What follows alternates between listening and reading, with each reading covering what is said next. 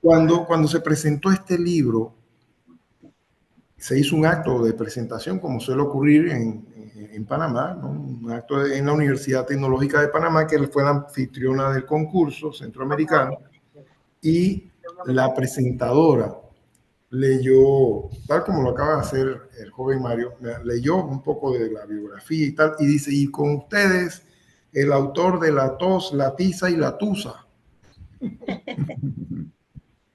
Por supuesto que, bueno, a mí no me quedó más que reír. Hay una distancia muy grande entre el personaje Tussaud, que es descendiente de Madame Tussaud, aquella señora que en las campañas de Napoleón le hacía figuras de cera a los soldados muertos. Y ahora hay una cadena enorme de museos a lo largo y ancho del planeta que se llaman los museos Tussaud. De allí viene el personaje Tussaud, que no tiene nada que ver con la tusa que nosotros conocemos en América Latina, que es simplemente el maíz desgranado que queda ahí y se usa para muchas cosas en el interior del país, ¿no? Entonces ella lo dijo equivocadamente, pero causó cierta risa porque la mayoría de los que estábamos ahí sabíamos que era Tussaud y no una tusa. Muy interesante anécdota, escritor. Bueno, escritor, yo tengo acá algunas preguntas de lectores que no pudieron estar porque están en clases a esta hora y eso. Dice uno que, ¿por qué usted eligió el cuento La tos, la tiza y Tuzó como título del libro, del mismo libro? ¿Qué lo motivó a eso? ¿Qué tomó en cuenta para seleccionar ese como el título del libro? Es una pregunta interesante. Eh, cuando de alguna manera tocaba ya bautizarlo, por así decirlo, el, el libro, se me ocurrió que el cuento más elaborado que sentía yo de alguna otra manera que tocaba más las entrañas de la nacionalidad, la nuestra, la panameña, y, y hay algún tipo de, hago un paréntesis aquí, hay algún tipo de vínculo en cada cuento con la situación panameña, tanto geográfica como de hechos temporalmente, algunos distantes, otros recientes. De manera que siempre hay un vínculo, ¿no? Y la tos, la tiza y Tussaud llevaba un poco ese mensaje del interior del país, de las costumbres, de los prejuicios, de una situación que sin duda no es contemporánea, ocurría hace muchos años atrás y que eventualmente caracterizó a la sociedad panameña del interior del país, especialmente de la zona de La Tiza. La Tiza es un poblado en el área de Las Tablas, en la península de Azuero, en Panamá. Así que la respuesta sería pues que La tos, la tiza y Tussaud me pareció que era el cuento más elaborado y más representativo de lo que quería transmitir.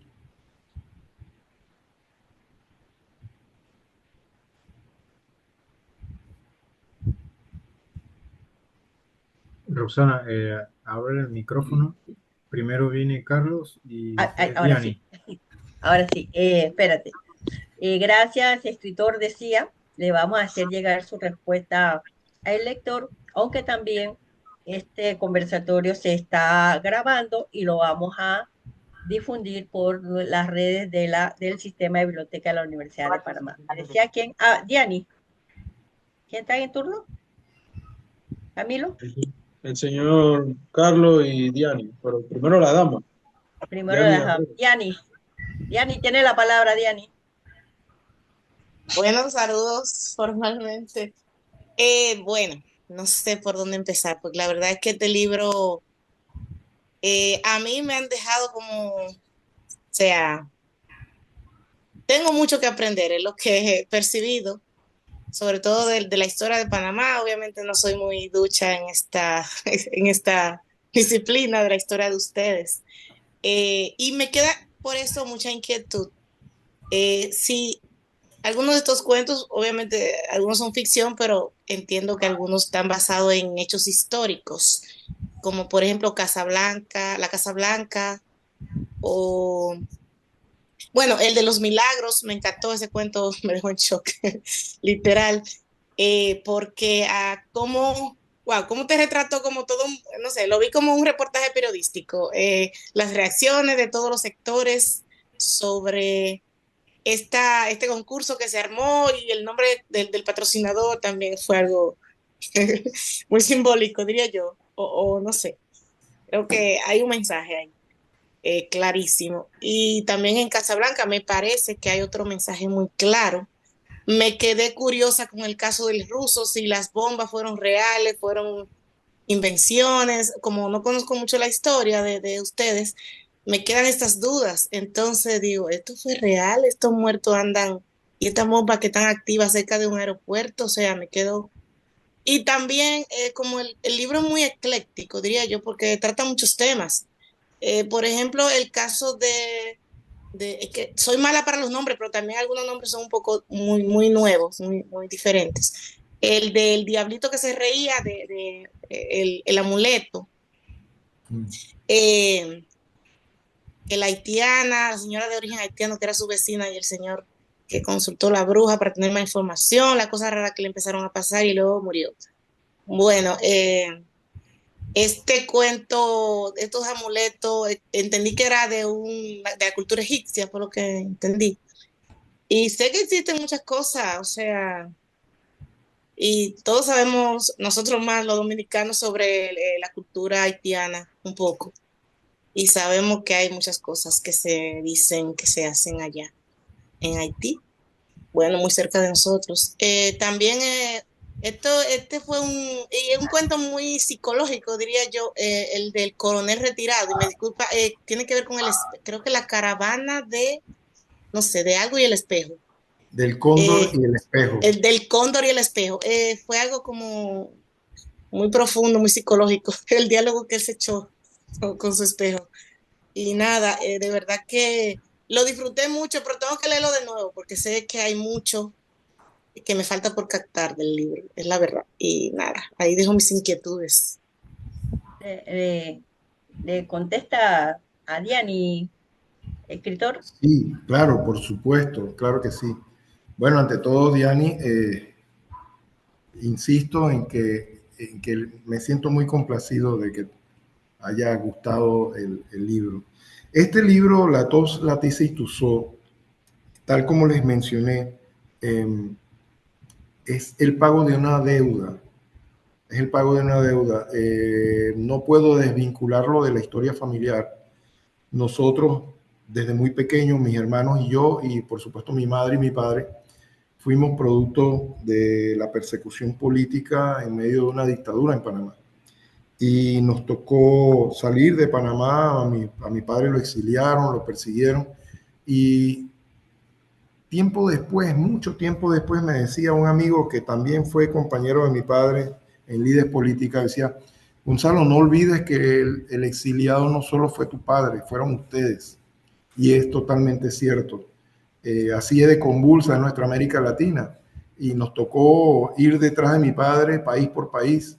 Y eh, cuando yo regreso a Panamá, regreso muchos años después, 20 y tantos años después,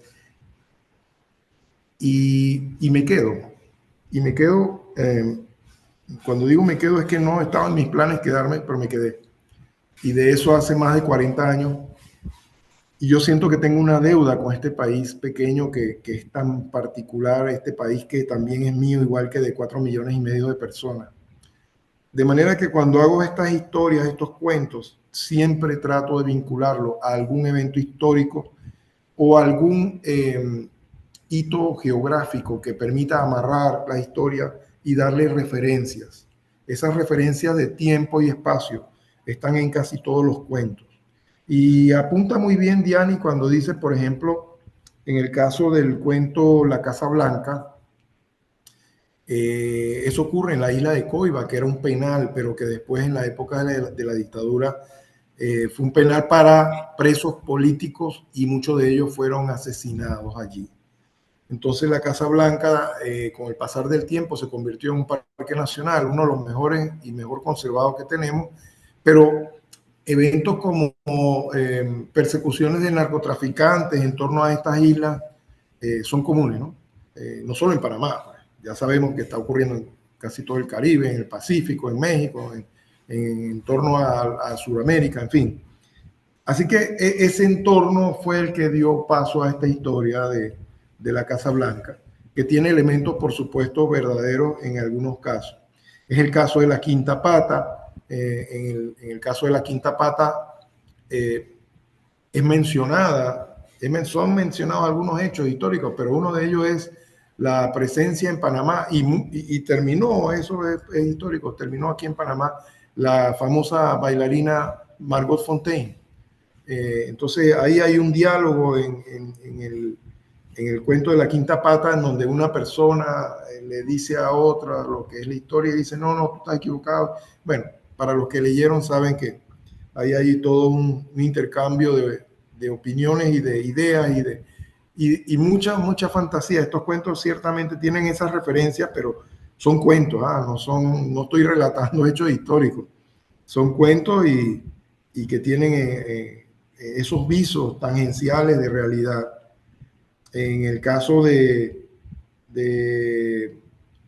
el ruso les habla a sus fantasmas. Bueno, realmente todavía Panamá tiene un problema muy serio, más de 220.000 municiones sin estallar en el área del canal, producto de las prácticas militares norteamericanas desde 1920. Y algo de fantasía hubo detrás de todos estos cuentos, entonces algunos hechos son, como digo, tangencialmente referenciados a eventos y a lugares, de manera que es obvio que no es una crónica, no es un relato fidedigno, sino que tiene algunos elementos. Y de esa forma casi todos. Por ejemplo, en el caso de Aeroxano Baker, es el muy desafortunado Aeroxano que sufre tantas vicisitudes y tantos problemas, simplemente buscando algo de salud, termina víctima del sistema de salud de Panamá.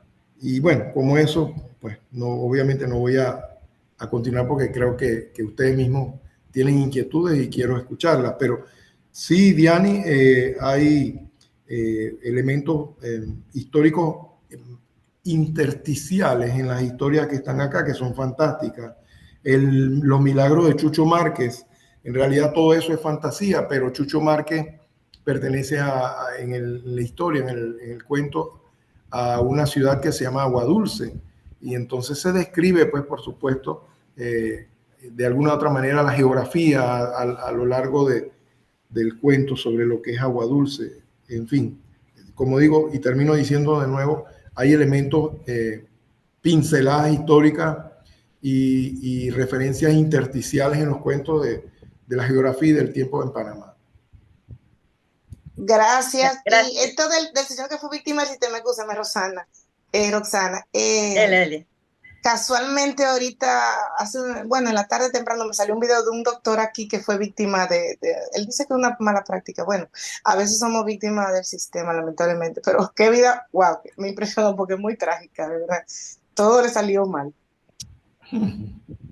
Y gracias, Diani, por tus preguntas, tu comentario, al escritor por su respuesta, y bien lo menciona usted, escritor, a lo largo de cada cuento se describen diferentes ciudades o poblaciones de nuestro país que bueno, tal vez algunos lectores acá nunca habían escuchado y es parte también de estos conversatorios, ¿no? De intercambiar esa cultura y dar a conocer nuestro país más. Carlos, sigue Carlos, ¿no? Carlos Hernández.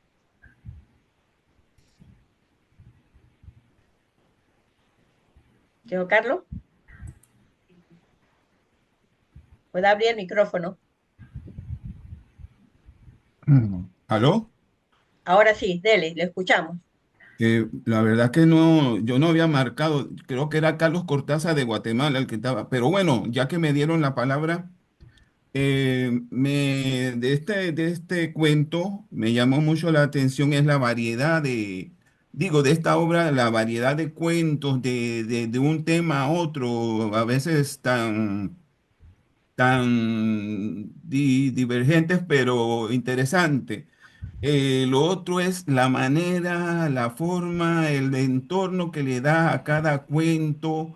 Me gusta mucho, pues, la descripción, como que no es muy corriente, ¿no? Siento yo, pues, que le da una entonación que a veces le cambia el rumbo y uno no está anuente a qué puede terminar el cuento, pero interesantemente, usted domina, pues, el tema y sabe cómo darle ese sabor tan especial.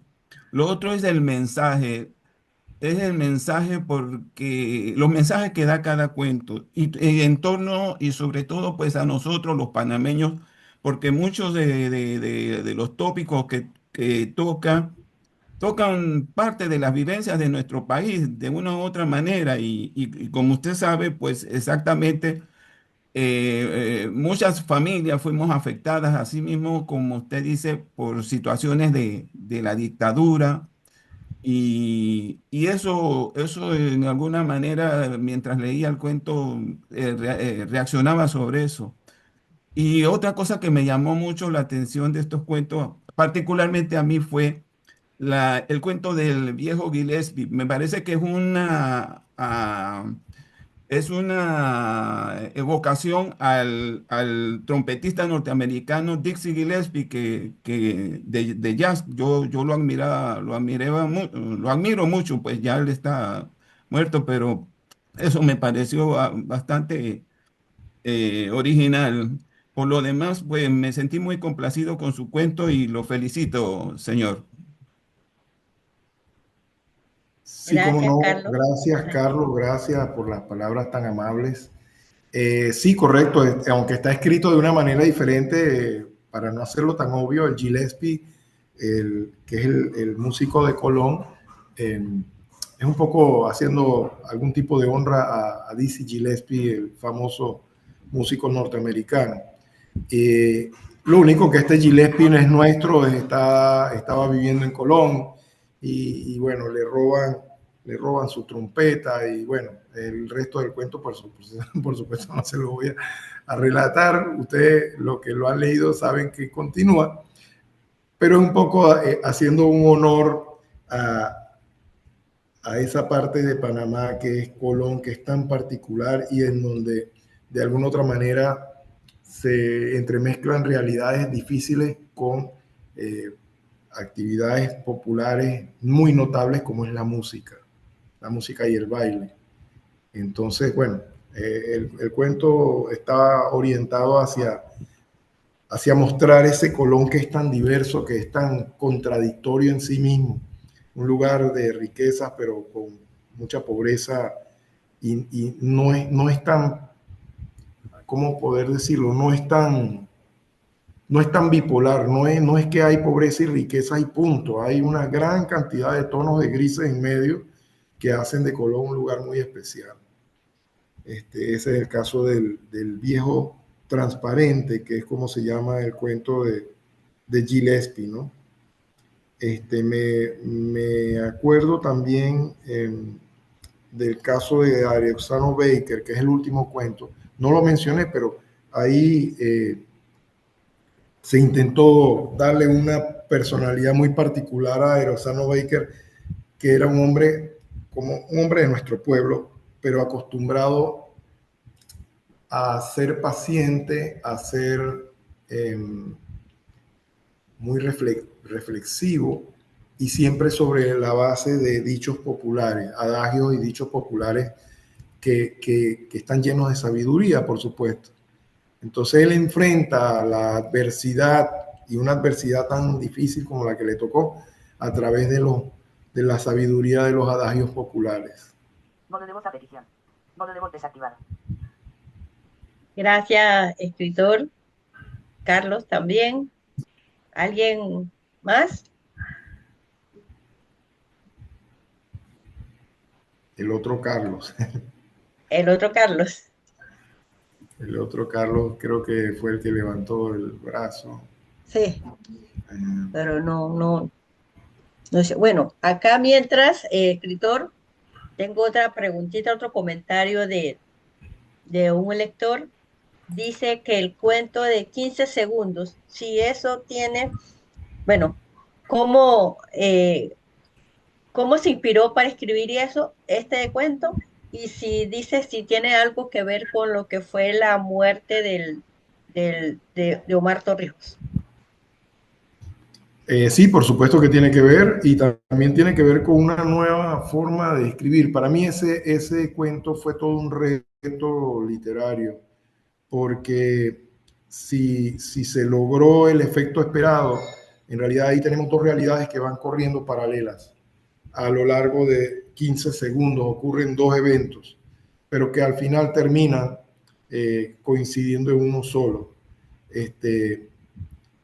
Uno de los eventos es los últimos 15 segundos de la muerte, bueno, la muerte no, de la vida de Omar Torrijos cuando fallece en el accidente del Cerro Marta. El otro es un viaje en parapente, un muchacho que está aprendiendo a volar y que también en esos últimos 15 segundos se entremezclan las realidades y por supuesto no voy a explicar todos los detalles, pero lo que persigue el autor, que en este caso soy yo, era hacer dos eventos paralelos que coincidían en uno solo y dando final a ambas historias. Agrega el lector en un comentario que dice que le gustó mucho porque como que vivió esa adrenalina, ¿sabes? Esa adrenalina, dice, del avión que sube, que cuando está volando y esas cosas, dice que le gustó mucho y muy bien descrito como persona con discapacidad visual, que nos hagan las descripciones y en los cuentos, en las novelas, es fantástico, dice, que lo felicita. Qué bien, qué bien. Hay que hacerle llegar nuevamente agradecimientos a ese lector. Sí, cómo no. Hay una mano levantada de... Sí. ¿Quién es? Yo, dice. Reactivado. Aló. ¿Me ¿Quién? escuchan? Evelyn. Evelyn de República Dominicana. A ver, tiene la palabra, Evelyn. Para saludarle y agradecerle al escritor por el libro y felicitarlo por cada quien sabe cómo hacer las cosas y la idea es lograr que el lector se sienta bien y él lo logró. Particularmente yo en mi caso, no voy a hacer preguntas porque hay preguntas que particularmente una que yo quería hacer ya la hicieron, que era el título, ya la respondieron, el título de la tos, la tiza y tusó. Sí, me gusta, hay un personaje incluso que se llama Tusó. Correcto. Sin mano de estrés, entonces, todo lo me gusta. Al igual que Diana, coincido que me gustó Casablanca. Pero no es que me gustó, sino que la historia yo la interpreto. Si en cierta forma tiene ficticio, algo de ficción, también tiene sus realidades. Porque como usted ahí lo aclaró. Lo que era un penal, la Casa Blanca, y a medida que uno va leyendo, uno también lo va como tratando de interpretar. Aunque hay que seguir leyendo porque hay algunas cosas que uno no o quizás no son como uno la interprete. Pero me gustaría que me dijera algo sobre asuntos de vecinos. Rebeca llegan, que al final yo entendí como que es un burro y una vaca, o yo entendí mal. Entendió muy bien, Evelyn. Ah, bueno. Ese cuento me hizo reír, al igual que los milagros de Chicho. Y Chucho Márquez. Pero cada uno con su... La idea es que uno se entretenga y que le trate de sacar el sentido a cada cuento. Sí, claro, mire. No solo leerlo una vez, sino a seguirlo leyendo. Lo felicito, escritor. Cómo no, muchísimas gracias, Evelyn. En el caso de los milagros de Chucho Márquez, bueno, imagínense, este libro se hizo en el año 2012, se publicó en ese año, y ya uno de los personajes tenía que ver con Donald Trump, que es ahora presidente de Estados Unidos. En el caso de asuntos de vecinos, sí. Se da esta historia como se ofenden y se llega a ser hasta violento en la situación y resulta que al final no eran personas, No eran personas, sino animales. eran animales, y entonces los vecinos estaban absolutamente alterados y molestos y se odiaban y todo aquello por un asunto de dos animales. Ay, Dios. Pero muy bien logrado. Y hasta el final, no sé, entiendo yo que hasta el final nadie se da cuenta que son animales en la última parte. Sí, Y habría uno pensado que eran entre personas. claro que sí.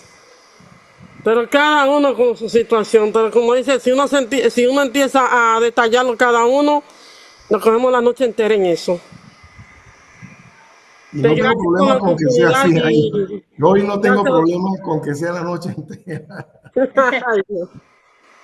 Gracias, Evelyn, gracias, escritor. Gracias, Rosana. Definitivamente confirmamos una vez más lo interesante que es la lectura, que un solo cuento puede verse desde diferentes enfoques, ¿no?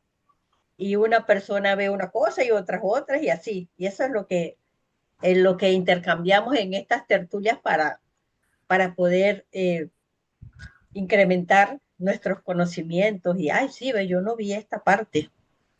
Y es así. Y uno lo lee una y otra vez ve otras cosas y así nos vamos, ¿no? Ese es lo satisfactorio de la lectura. ¿Alguien más?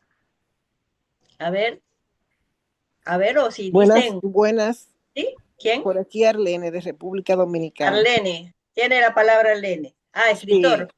Usted sabe, Sí. como escuchó en los saludos. Un momentito, Arlene. Ajá. Acá tenemos lectores de Colombia, de Salvador, de Ecuador, de República Dominicana, de Guatemala, de Panamá, por supuesto, y algunos por ahí también de México.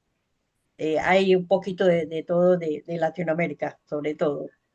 De la Arlene, ahora sí. Bueno, claro que sí. Y yo he tenido la oportunidad de estar en algunos de esos países. Recuerdo en el caso de República Dominicana que fuimos para una de las ferias del libro que se hizo en Santo Domingo, en donde Panamá fue país invitado. Y la anécdota que surge es que yo me alojé en un hotel, bueno, el que me pareció que podía ser cercano a la feria y tal, me alojé ahí un par de días, que fue mi participación, y me llevé una gran sorpresa cuando me dijo un editor dominicano que estaba exponiendo libros, me dice, ¿y dónde se está quedando? Le digo, bueno, un hotel que está aquí que se llama, no recuerdo. El Lina. Digo, ¿cómo? El Lina. Digo, pero el Lina no es la canción de Juan Luis Guerra. Me dice, exactamente, ese hotel, el Lina, ya no se llama Lina, tiene otro nombre. Y me quedó eso grabado en la cabeza, que yo me alojé en el Lina de Juan Luis Guerra. Adelante, Arlene. Claro. Anécdotas. A ver, Arlene. El Lina es de la canción de Juan Luis Guerra, que hace las comparaciones de las clases sociales. Correcto. Ella almuerza en el Lina y yo en un comedor social. Ahora se llama Barceló. Exactamente, así mismo es. Pero en fin, que lo iba a comentar que en La Quinta Pata, recuerdo estos personajes, me encontré con ellos de nuevo, o con la señora Margot Fontaine, porque cuando era pequeña había leído en una revista de esas famosas revistas femeninas, Buen Hogar, una entrevista con ella y su esposo. Lo que recuerdo es que el esposo era latinoamericano, era apellido Arias y era usuario de silla de ruedas. Entonces, encontrármela en este cuento, pues me pareció interesante. Muy interesante porque ya había leído su historia. Y el otro comentario es lo de la casa de lluvia, ¿verdad? Así se llama el cuento, del señor que muere, que presiente, que va donde una bruja, que le dice que no vaya. Bueno, en fin, que todo esto que ha pasado en estos días, no solamente en República Dominicana, sino también allá por Panamá, que hubo personas que perdieron la vida, me pareció mucho a este cuento, porque aquello de un plástico negro sobre unos palos. Se parece mucho a la realidad de mucha gente en nuestros países que no tienen ni siquiera bien dónde refugiarse y que a veces tienen que salir y por no dejar a veces lo poco que tienen, entonces sufren unas consecuencias bastante trágicas. Es todo. Y ya don Gonzalo no, me lo había presentado Lady López hace como 2 años, así que estaba esperando la oportunidad de poder compartir esta actividad porque yo sé que a él le gusta y disfruta cuando los lectores comentan sus obras. Gracias. Como no, muchas gracias, Arlene. Yo voy a tomarme la libertad y la quizás poca modestia de leer un comentario que hace uno de los sistemas estos de inteligencia artificial sobre el cuento La Quinta Pata. Y lo voy a leer porque creo que de ahí puede levantar algún tipo de punto para discusión, pero además para aclarar cómo lo ve la inteligencia artificial, ¿no? Dice, lo voy a leer. Ajá. La Quinta Pata es más que un cuento, es un testimonio ficcional sobre el alma herida de un país. La maestría reside en cómo el autor utiliza la locura lúcida de Chapita para desenterrar o al menos señalar las verdades incómodas del pasado reciente de Panamá. El final, donde el narrador invierte los roles y se convierte él mismo en el borracho que necesita contar sus historias, entre paréntesis, las verdades históricas, cierra paréntesis, a un Chapita mudo, cierra el círculo del trauma, sugiriendo que el dolor de la historia es un ciclo que nunca termina y que a pesar de las verdades que salgan a la luz, entre paréntesis, la CIA, Remón, el G2, la única forma de purgarlo es a través del acto catártico de la confesión y el baile de la supervivencia. Entre paréntesis, saltaríamos como sorba, miraríamos borrachos el mar del sur, sin más motivos que celebrar que aún estamos vivos.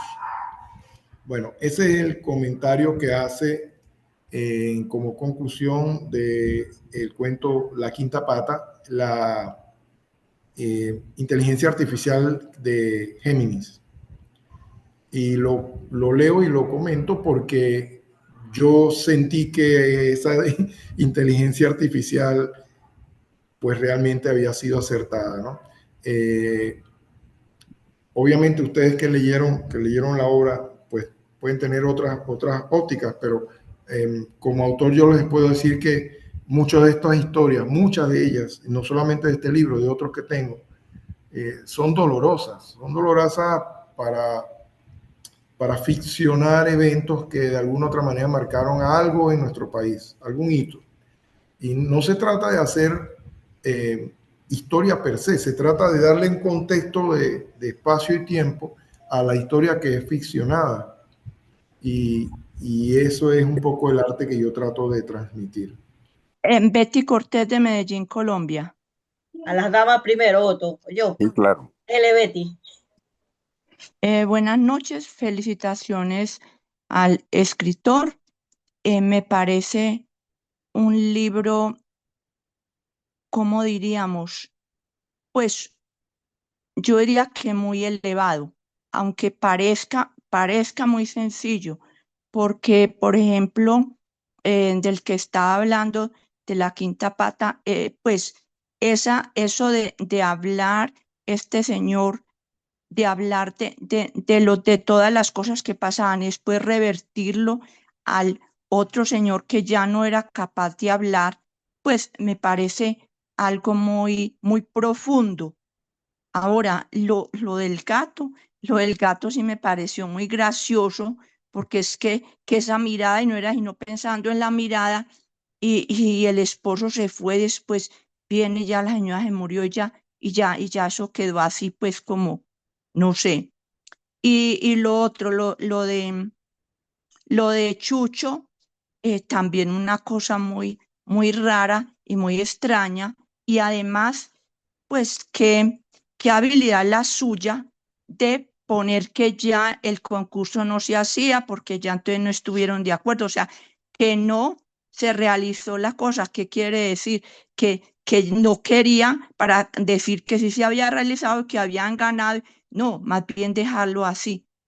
Pues me parecieron muy interesantes los cuentos, muy profundos y siempre difíciles. Pues a mí me parecieron difíciles. Muchísimas gracias. Muy interesante todo. Que estén todos muy bien. Gracias, Betty. Escritor, algo Sí, para Betty, claro. la lectora Betty. Bueno, ante todo, muy interesantes los comentarios de Betty. Voy a ir puntualmente eh, por los tres cuentos que mencionó. En el caso del gato de Escalenio, eh, hay la búsqueda de un cierto misterio a través de la figura del gato, pero también el entorno en que se está dando todo esto es de un paisaje muy latinoamericano, muy desde México hasta Argentina, ¿no? El campo desolado, con una pobreza que ya llega a ser ciertamente hasta enfermiza, el descuido profundo entre los sentimientos de Zulema y su marido, al punto que uno esperaría yo que fuera así. Uno siente que el personaje Escalenio atiende mejor al gato que a su propia mujer. Y pareciera que esto no es una ficción gratuita en los campos de América Latina, no solo en Panamá. Esto parece ser una realidad en muchos de los casos. A mí a pesar de ser el autor, me recordó un poco los campos descritos por Juan Rulfo en sus breves pero muy intensos relatos. Entonces, esto con respecto al gato escalenio, ¿no? Sí, Con sí, tiene respecto... razón. Sí, Sí, bien, adelante. pues, sí, señor, que tiene razón, si esto de Juan Rulfo también, y es que en los campos sí se ven cosas que a uno le parecen raras, pues yo que soy citadina, nunca he vivido en el campo, pero es interesante todo esto, sí. Correcto. En el caso de los milagros de Chucho Márquez, bueno, aquí hay algo de una especie de narcisismo, ¿no? Chucho se encarna de tal manera en la figura de Jesucristo que termina creyéndoselo, y lo que arranca inicialmente por una especie de concurso muy mercantilista, muy a lo norteamericano, termina siendo una tragedia personal en donde Chucho es el único responsable por haberse insertado tan dentro del personaje que le tocaba representar, independientemente, y qué bien que lo mencionó Betty, el tema de que el concurso terminó, el concurso no se llegó a realizar, hubo protestas de todo tipo. Sin embargo, Chucho siguió con aquella, podríamos llamarle locura, de creerse Jesucristo, y trató de hacer incluso algunos eh, milagros que obviamente no fueron tales. Entonces está esa dicotomía de cómo un personaje dentro del campo panameño puede llegar a interiorizar tanto una figura tan universal y omnipotente como es Jesucristo, y creérselo, ¿no? Ahí en esa dicotomía está la esencia del cuento. Sí, señor. Gracias, escritor, y a Betty por su comentario. Otto, así tiene la palabra Otto. Buenas tardes, buenas noches, escritor. Yo venía en el bus, estaba desde el principio, pero venía en el bus y como había mucho ruido, venía escuchando, y ya han comentado muchos los cuentos y me parece muy interesante la maestría de poder llevar a un relato ficticio algunos datos históricos y sobre todo políticos. Y se me olvida el nombre del narcotraficante que dijeron que, por ejemplo, cuando se decide tirarse al agua, que si sobrevivía a los tiburones, no sobrevivía de la selva, y que en ese momento les interesó más el cargamento que la persona, porque sabían que de alguna manera iba a perecer. Pero también cuando hablan del Dirián, es la selva, ¿verdad? Entonces me trajo a la actualidad, porque se ha hecho tristemente famosa, esta cordillera del Dirián con el tema migratorio de los últimos años y meses, sobre todo del desplazamiento de venezolanos, porque Guatemala es un país de tránsito hacia el sueño americano y muchos se quedan aquí y se han escuchado los relatos y todo lo que han vivido en la selva. Y entonces es parte también de lo que lo ubica a uno en la obra en el contexto de lo que es la selva. Pero también usted mencionó ya a Juan Rulfo y quería ver si usted admiraba algún cuentista latinoamericano y o algún comentario del guatemalteco Tito Monterroso con su célebre cuento, El cuento más pequeño. Reitero la felicitación y siempre gracias por habernos hecho vivir estos cuentos. Cómo no, muchísimas gracias, Otto. Voy a empezar por lo de Monterroso. Monterroso ha pasado como cuando se tiene un artista de rock popular, ¿no? Todo el mundo recuerda lo del dinosaurio. Sin embargo, Monterroso tiene muy buenos otros cuentos y quizás este asunto de la brevedad lo ha opacado un poco, ¿no? Hay que rescatar a Augusto Monterroso, hay que leerlo y hay que disfrutar de sus otras publicaciones. En efecto, bueno, uno, digamos, es cambiante a lo largo del tiempo y los libros que eventualmente me impresionaron en mi época de adolescente ya quizás los he canjeado por otros. Pero recuerdo con mucho cariño y mucha intensidad lo que leí de Cortázar desde el primer momento. Julio Cortázar para mí es el maestro, no el único, por supuesto, pero el maestro que sabe insertar historias de una manera tan particular que generó toda una escuela, ¿no? Una escuela de cómo escribir. Hay relatos y hay cuentos que son simplemente inolvidables y fabulosos. Hay otros. El mismo Borges tiene muy buenos cuentos, pero en otro estilo. Horacio Quiroga, cuando hablamos de las selvas y de lo inhumano que es la selva con la naturaleza, es así, salvaje, y nos parece que no, pero sí lo es. Horacio Quiroga supo retratar esa salvajidad. De los cuentos que están en este libro, el de la Casa de la Lluvia se ubica en Darién, pero es una selva húmeda tropical que bien podría ser colombiana o guatemalteca o de Guyana, en fin, es universal. Yo en particular, de manera muy personal, he tenido la oportunidad de estar en diversas selvas, entre ellas el Amazonas, y créanme que no hay mayores diferencias, excepto algunas especies animales que podrían estar en el Amazonas y no en el Darién o en Belice, en fin, hay algunos cambios, ¿no? Pero la selva sigue siendo así de difícil. Y en la Casa de la Lluvia se trata de retratar de alguna manera una historia de una persona que cree conocer a fondo la selva y termina pues siendo víctima de la selva.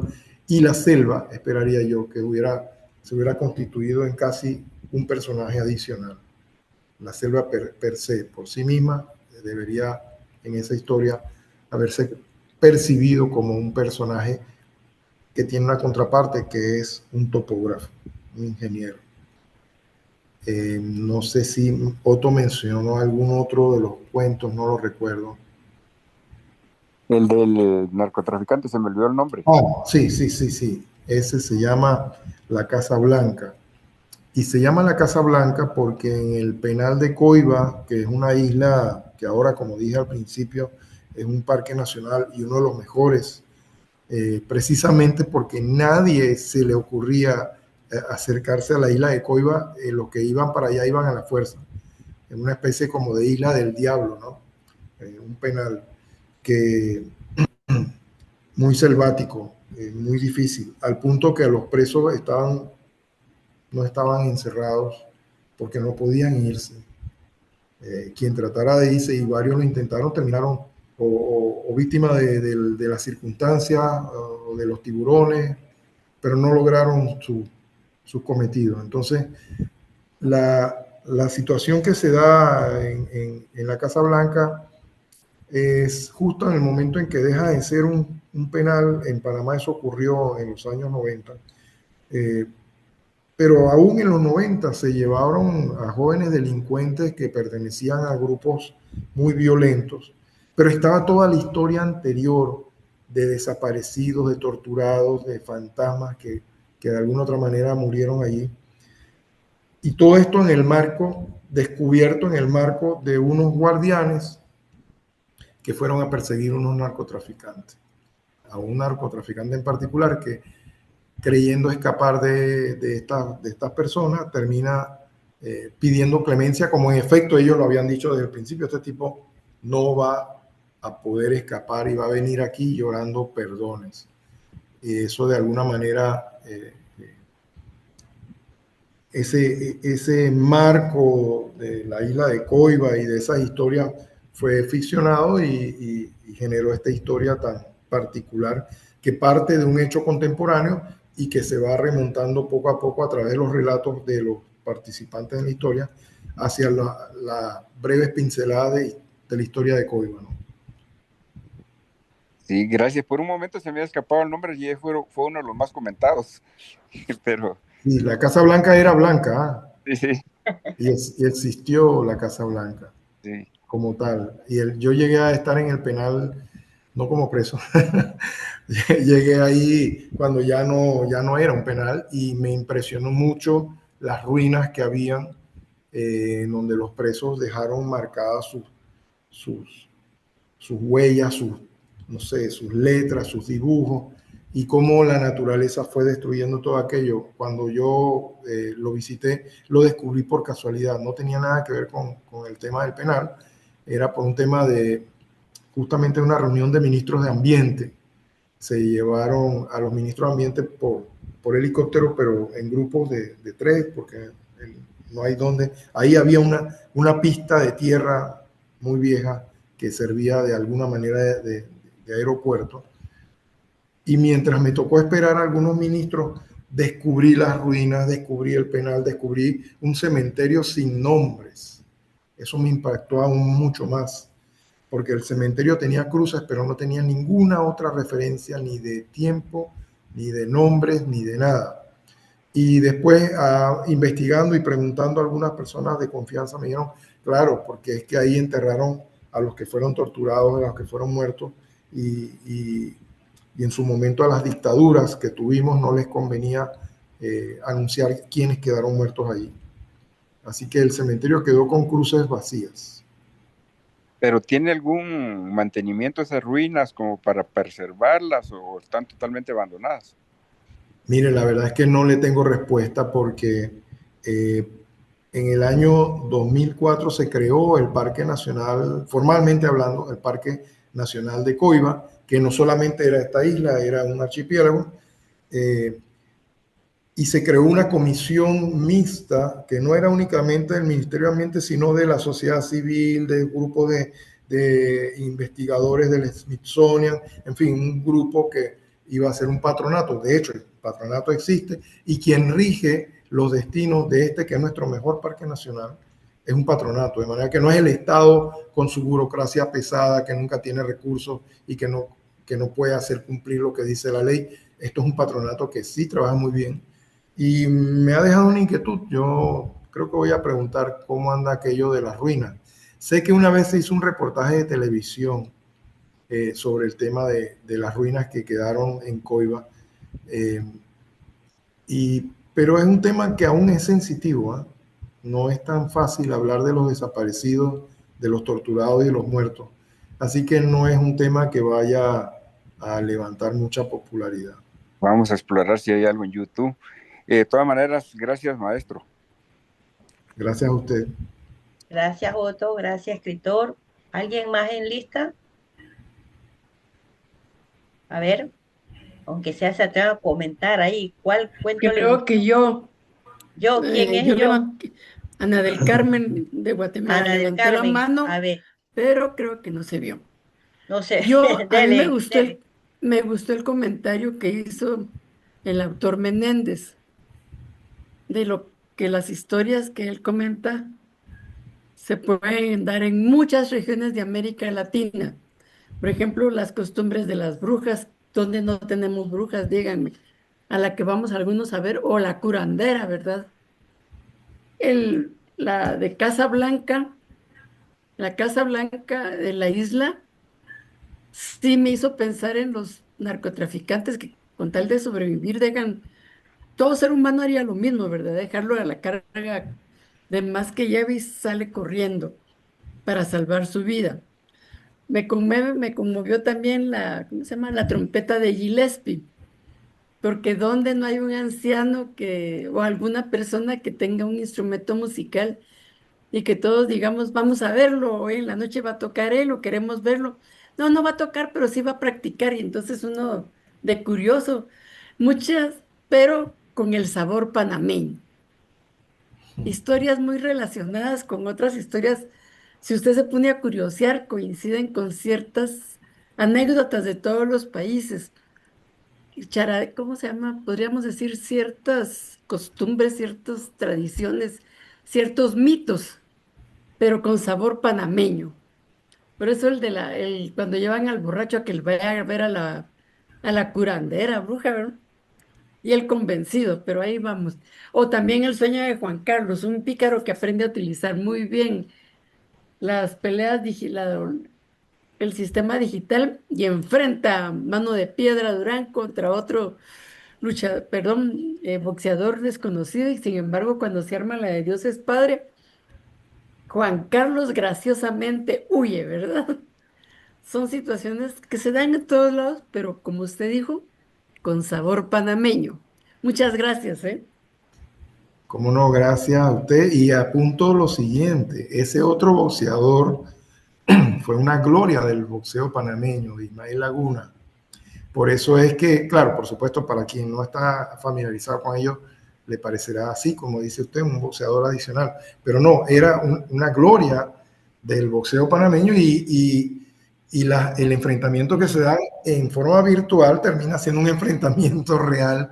Del pueblo, de los observadores. Pero yo pueblo no dije están divididos entre los fanáticos de Mano de Piedra Durán y los fanáticos de Ismael Laguna. Entonces, y Juan Carlos, que es el responsable de todos estos eventos, se lava la mano y se va y dice, bueno, perdón, aclaro, yo no dije que fuera un boxeador adicional, dije un boxeador digital, porque él mismo, Bandí Pícaro de Juan Carlos, dice, las peleas digitales están cada día más difíciles, tengo que cuidarme o perderé mi manera de vivir.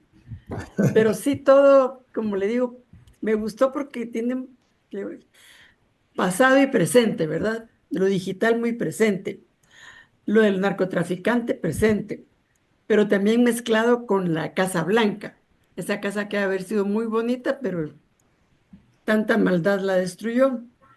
Pero me conmovió la trompeta de Gillespie, esa me conmovió. ¿Cómo era? Gillespie. Gillespie, sí, Gillespie escrito con Y.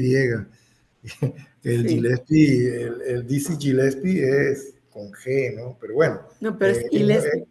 es un honor que se le da con el personaje Gillespie al viejito Gillespie, que además, al tener ese nombre, pues inmediatamente pensamos en un virtuoso de la trompeta.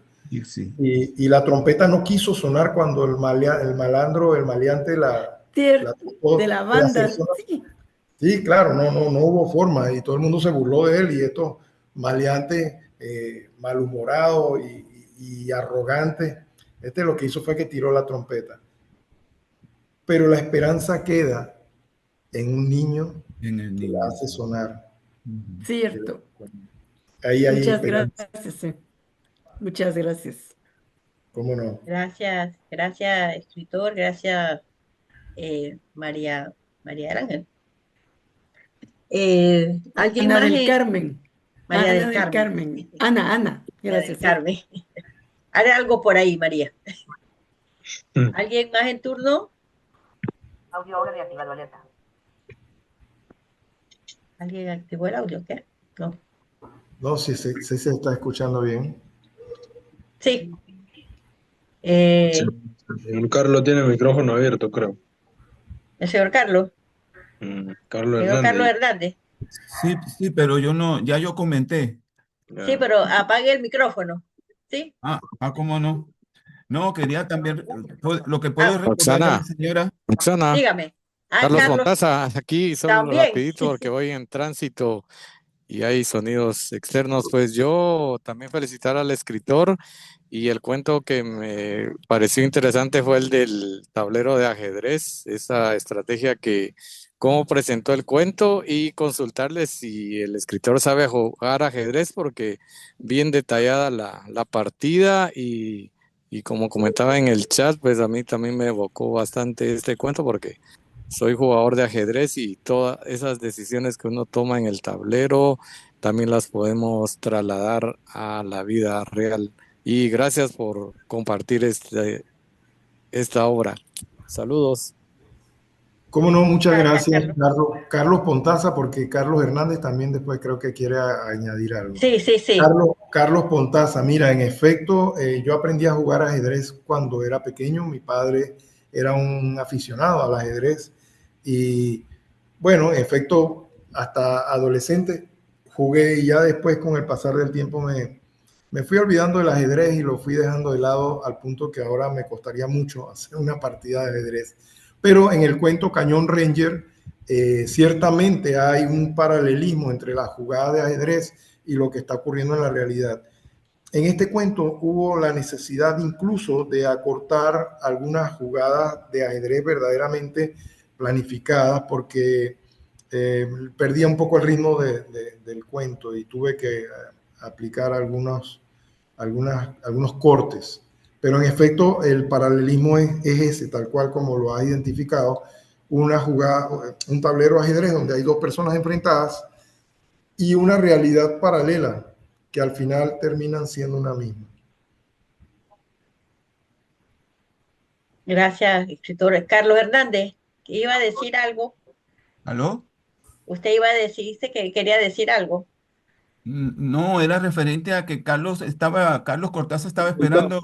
El señor Carlos Pontaza era el que iba a hablar. Ok. ¿Alguien más? A ver, lectores.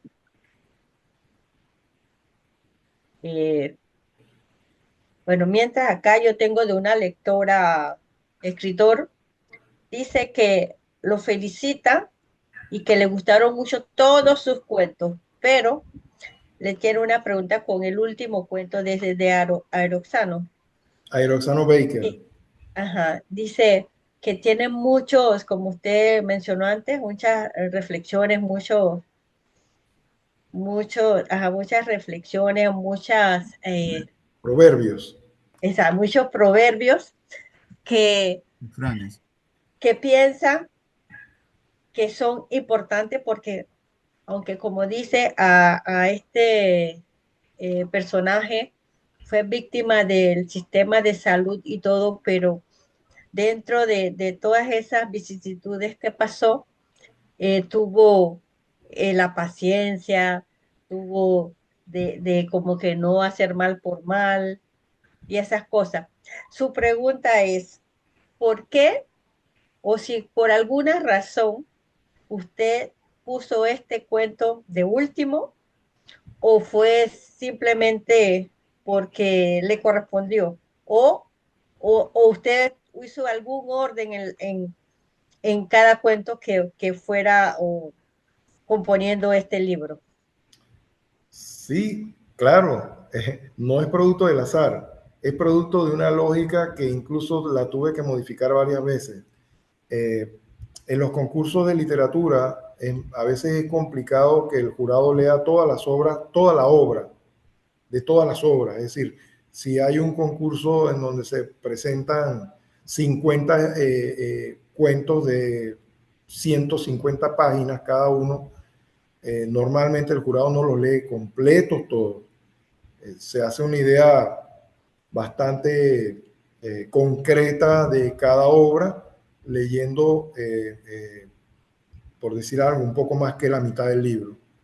Con leer la mitad del libro, el jurado tiene una idea clara del manejo del idioma, de la capacidad de generar nuevas ideas, de las estructuras del cuento que deben ser respetadas, en fin, de toda una gran cantidad, del estilo, no solamente el fondo, sino por supuesto mucho de la forma. Entonces, en particular para mí fue una estrategia colocar este cuento de último.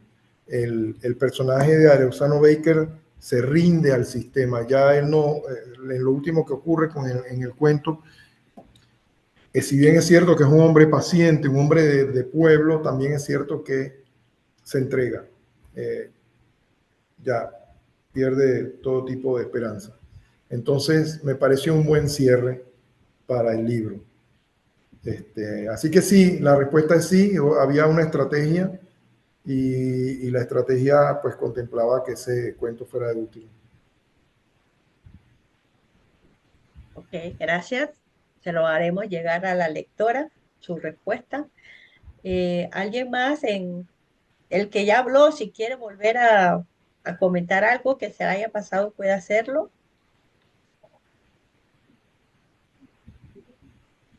¿Nadie?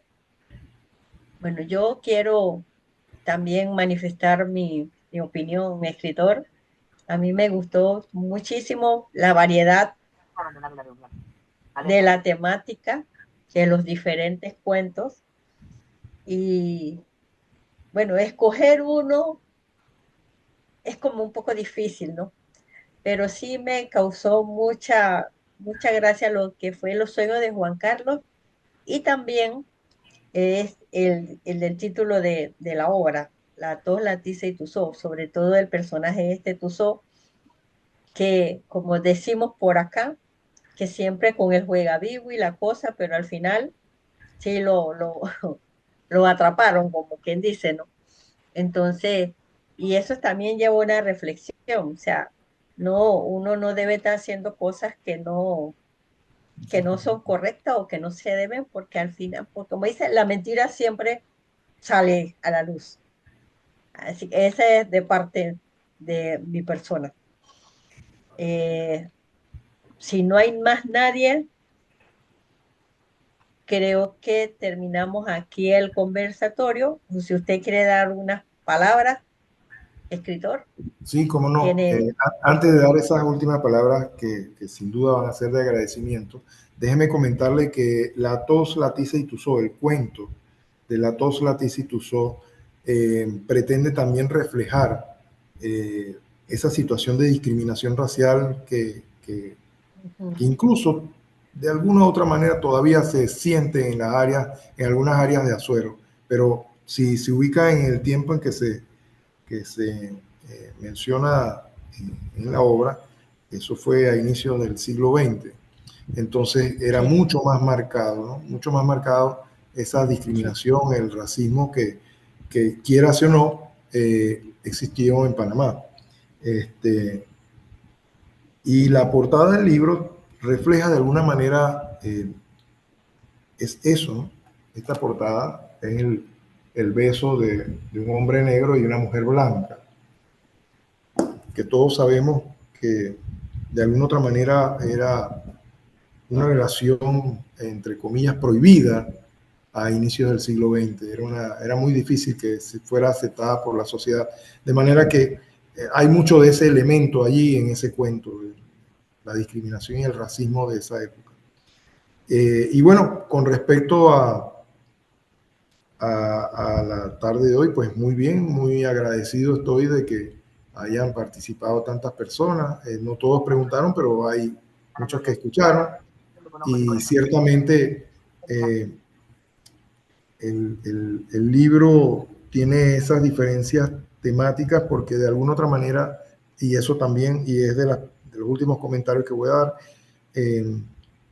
fue un planteamiento que me hice yo a raíz de haber participado en otros concursos, de tener un libro con una especie de temática coherente y uniforme, a tener una cierta diversidad y variedad que mostraran elementos ciertamente panameños, tal como no es nuestra sociedad. Es decir, si nosotros tenemos una fortaleza como panameños en esta sociedad panameña, es aceptar la diversidad. Y esa diversidad nos permite ser lo que somos. Un país que, a pesar de los embates culturales, sobre todo de Estados Unidos, básicamente, más que de Europa o de China, a lo largo de la historia hemos sabido ser fuertes y hemos podido mantenernos. Y entonces usted tiene culturas indígenas varias, tiene culturas negroides en las costas del Caribe, pero también tiene la herencia europea en las penínsulas de Azuero, en alguna parte de la provincia de Veragua, y todo ello, sin duda, la participación de la comunidad china en Panamá, que ya es chino-panameña, o sea, ya está formando parte de nuestra cultura, y esa diversidad, y aceptarnos diversos, y aceptarnos diferentes, es la fortaleza que tenemos como sociedad. En otras ocasiones, un país tan pequeño y con tan poca población habría sido absorbido fácilmente por potencias, ¿por qué no?, como Estados Unidos o China o quién sabe otra. En todo caso, el libro pretendía salpicar de todas esas temáticas diferentes y con hechos, si se quiere, un poco dislocados, pero que van dando cuerpo a lo que de alguna otra manera es la ficción que yo como escritor quería promover, pero con elementos panameños de referencia. Así que eso es un poco como una especie de reflexión final de lo que, de acuerdo a mi criterio, el autor, es el libro. Y agradecerle, por supuesto, a todos, a Roxana en particular, pero a todos los que de alguna u otra forma me han hecho llegar. Lady no la veo acá, pero Lady ha sido pieza fundamental para conectarme con este mundo de los amantes de la literatura que tienen discapacidades visuales.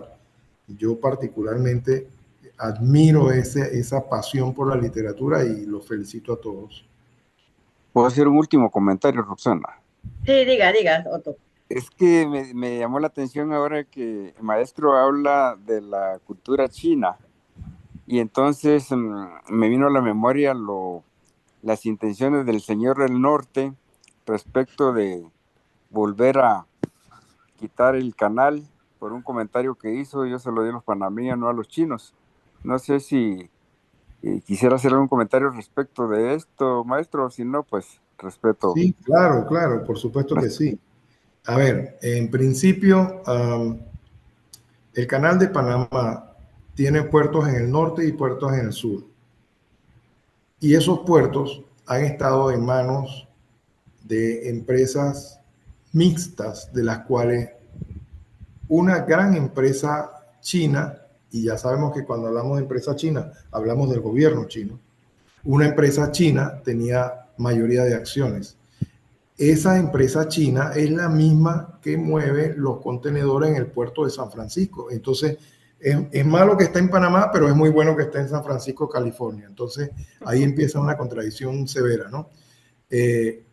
Tanto fastidió este señor allá, el presidente de Estados Unidos, que los chinos vendieron las acciones que tenían y las compró ¿quién? Una empresa norteamericana. Entonces, todo este entramado de que los chinos son dueños, que controlan el canal, que controlan aquí y allá, no fue más que una parafernalia para que se vendieran las acciones a precio muy barato y se las compraran empresas norteamericanas. Entonces ya ves cómo se desnuda, como dijo muy bien dicho en su momento Roxana, la mentira tiene patas largas y siempre sale a la luz. Entonces, eso del control chino nunca existió. El puerto no tiene absolutamente nada que ver ni en el Pacífico ni en el Caribe con el funcionamiento del canal. Los puertos están allí a la salida del canal, pero el funcionamiento del canal está en manos de la Autoridad del Canal de Panamá, que es una empresa totalmente panameña, que desde 1999 está en manos de Panamá y que ahora le rinde beneficios por más de $2.000 millones al año a Panamá. Mientras estuvo en manos de los norteamericanos, solo eran 10 millones al año. Comparemos 10 contra 2.000 y ya creo que con esto usted habrá comprendido mi postura. Y no es un riesgo el que las acciones ahora estén en manos de los norteamericanos. Pero nuevamente vuelvo al caso de que los puertos no son los que manejan el canal. Los puertos son dos puertos que están diagonalmente opuestos a la salida del canal. El pasar barcos de un lado y del otro depende de la Autoridad del Canal de Panamá y es una empresa muy seria que tiene un mandato global. Por ahí pasa un submarino nuclear ruso, como uno norteamericano, como algún nadador que quiera cruzar, valga la redundancia, a nado el canal. Es decir, no hay un sentido universal del canal, no hay ningún tipo de restricciones que hasta ahora, y los norteamericanos que están en la administración actual política quieren que Panamá haga restricciones y no lo vamos a hacer, o por lo menos no está planteado. Sí, la neutralidad del canal, es la neutralidad del canal. Gracias. Creo que hemos enriquecido nuestros conocimientos literarios con este gran libro de cuentos, La voz, la tiza y Tuzó, y con la compañía más del escritor aquí con nosotros.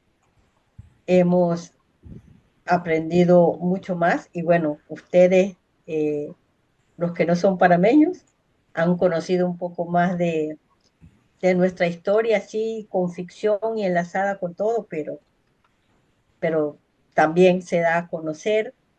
Así que gracias, escritor, por decir que sí a apoyar este proyecto que el Círculo de Lectores Virtualetras sostiene para seguir promoviendo lo que es el hábito de la lectura entre la población con discapacidad visual.